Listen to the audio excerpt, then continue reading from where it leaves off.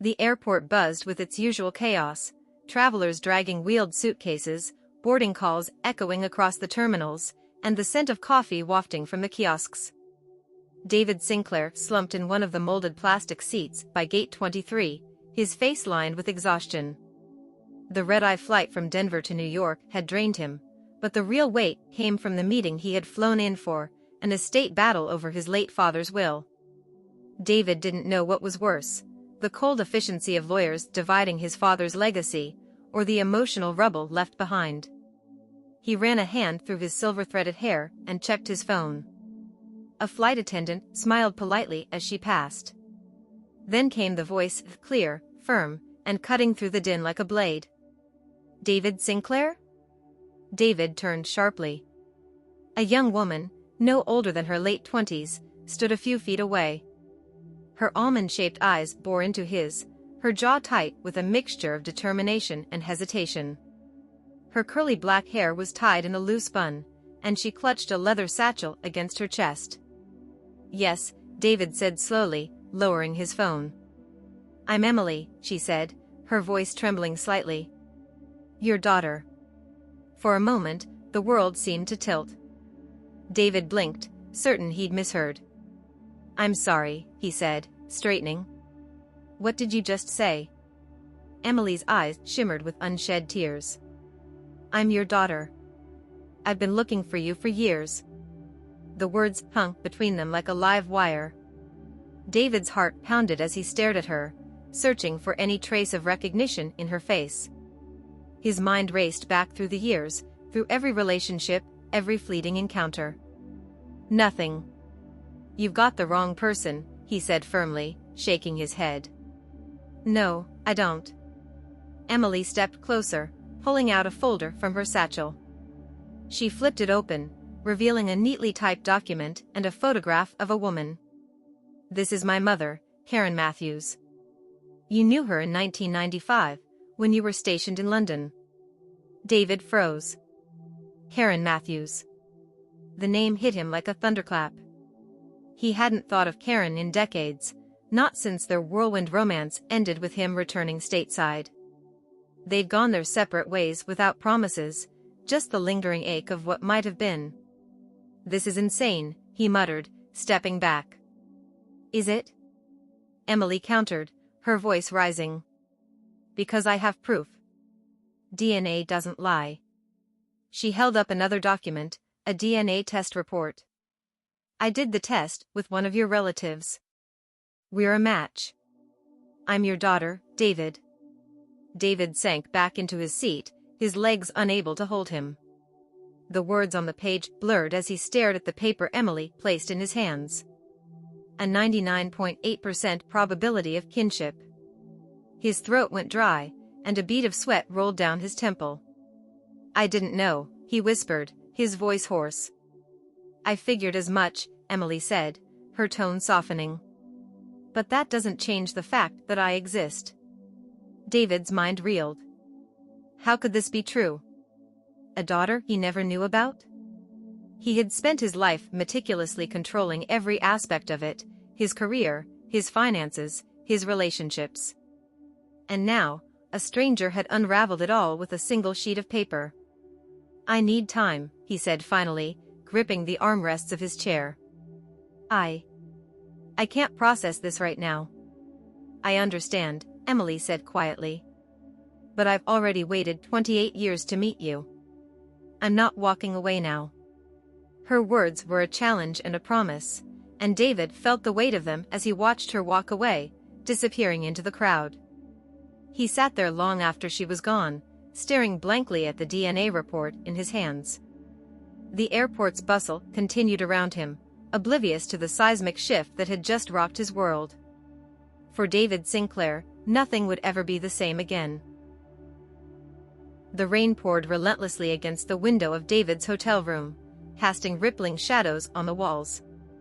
He sat at the small desk, the DNA report spread before him like evidence at a trial. Beside it lay the photograph of Karen Matthews, her smile frozen in time. He remembered her vividly now, the way she laughed at his dry humor, her penchant for quoting obscure poets, the weekend trips to Brighton. But had there been signs he'd missed? Clues that their brief, intense romance had left behind something far greater than fleeting memories? David exhaled sharply and ran a hand through his hair. "This is absurd," he muttered to himself. But no amount of denial could erase the stark truth of the test result. His phone buzzed, jarring him from his thoughts. It was his brother, Michael. "Hey," David answered, trying to steady his voice. "You okay?" "You sounded off when we talked earlier," Michael said, his voice warm and familiar. David hesitated. Michael was the family rock, the one who could weather any storm. If anyone could help him make sense of this, it was him. "I met someone today," David began, staring at the rain streaking the window. "A young woman at the airport." Michael chuckled lightly. "Did you charm her with your dad jokes?" David's grip on the phone tightened. "She claims she's my daughter." Silence. When Michael finally spoke, his tone was cautious. "What?" "She showed me a DNA test," David continued, his voice faltering. "It matches. She's my daughter, Mike." "Jesus," Michael muttered. "And you didn't know?" "Of course not," David snapped, guilt and defensiveness clawing at him. "I didn't even know Karen had a child. She never told me." Michael sighed. "All right, slow down. You're sure it's real?" "The test doesn't lie," David said, his voice barely above a whisper. "Okay. Then what are you going to do?" That was the question, wasn't it? What was he supposed to do? Reach out? Apologize for decades of absence? Build a relationship with someone he'd only just met? "I don't know," David admitted. "Well," Michael said after a pause, "you can't ignore her. If she's telling the truth, she deserves answers. And so do you." The call ended, leaving David with more questions than resolutions. He leaned back in his chair and stared at the ceiling, his thoughts spiraling. The next morning, he found himself sitting at a cafe near Central Park, stirring a cup of coffee that had long gone cold. He'd texted Emily late the night before, asking to meet. Now, he watched the door with a mixture of dread and anticipation. When she walked in, her presence was impossible to ignore. She scanned the room, her gaze locking onto his. "Thanks for coming," David said as she sat down. Emily nodded, her expression unreadable. "I wasn't sure you'd reach out." He looked down at his coffee, struggling to find the right words. "I owe you an apology. I never knew about you or your mother's pregnancy. If I had." "I believe you," Emily interrupted gently. "She never told me much about you either. Just bits and pieces, your name, where you were from, that you were in the military. She said you were a good man." David's throat tightened. He hadn't thought of himself as a good man in a long time. "I don't know how to do this," he admitted. "But if you're willing to give me a chance, I'd like to try." Emily's guarded expression softened slightly. "I didn't come here to ruin your life. I came because I needed to know where I came from. Who I came from." "You deserve that," David said, his voice steady. "And I'll do my best to give you answers." She reached into her bag and pulled out a small photo album. "I brought this in case you wanted to know more about me." David hesitated, then took the album. As he flipped through the pages, he saw Emily's life unfold in snapshots, her as a chubby-cheeked toddler, her high school graduation, her first job as a journalist. "You've accomplished so much," he said, his voice tinged with awe. "I've worked hard," she said simply. For the first time, David saw not just a stranger but a woman who had navigated life with determination and strength. He felt a pang of regret for the years they'd lost, but also a flicker of hope for the future. "I want to get to know you," he said earnestly. Emily studied him for a moment, then smiled, a small, tentative gesture, but one that lit up her face.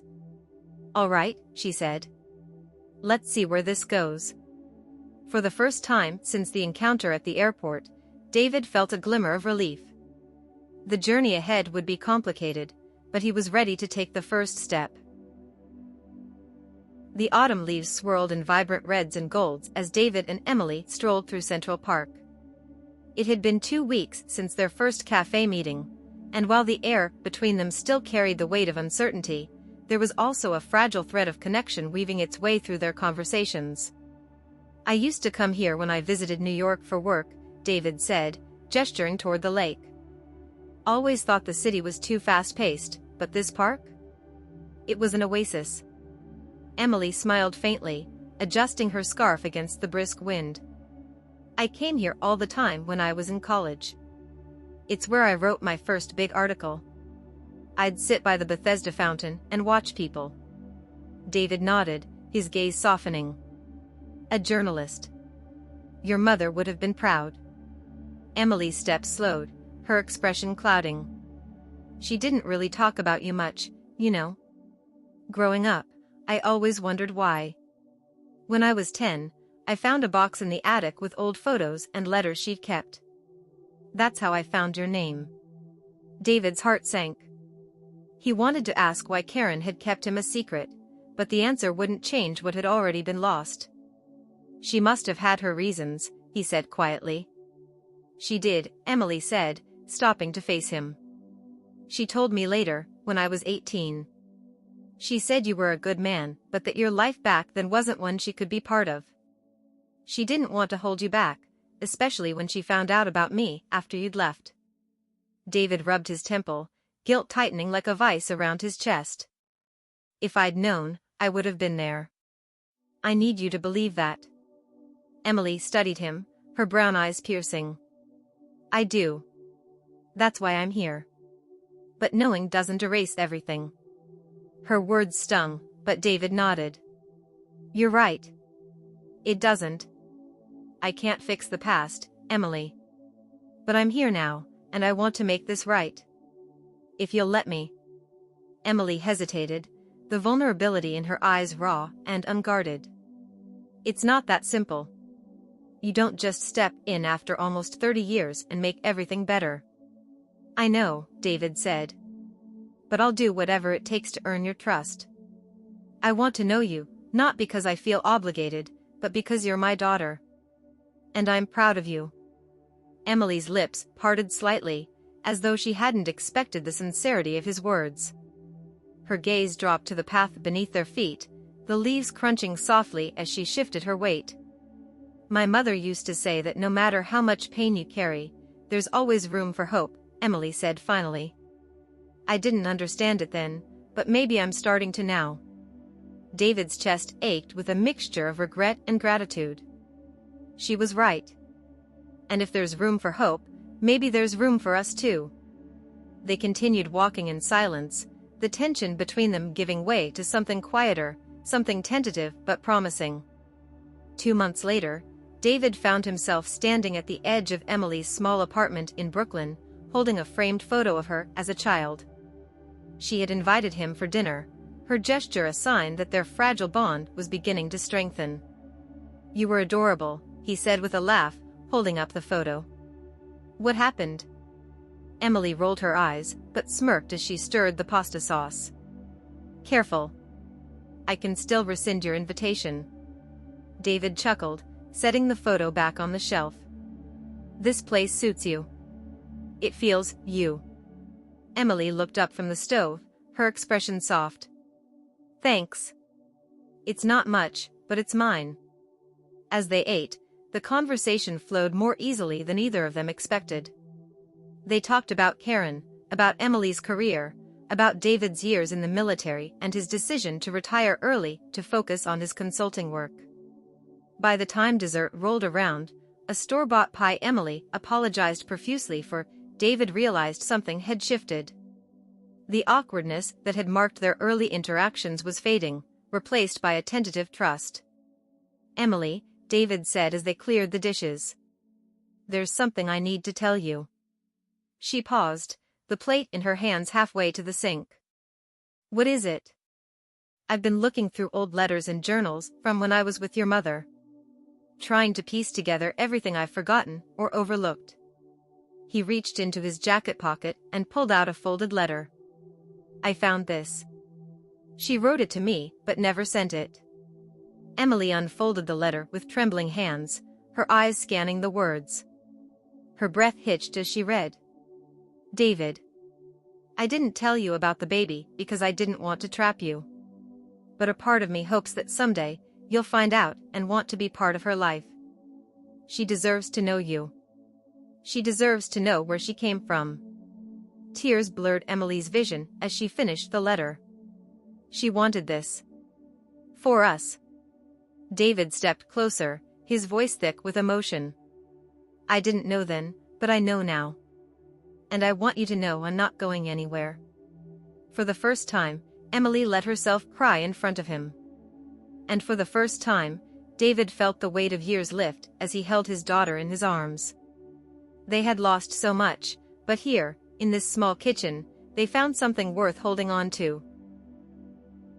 If you liked it, subscribe to the channel and enjoy these other amazing stories.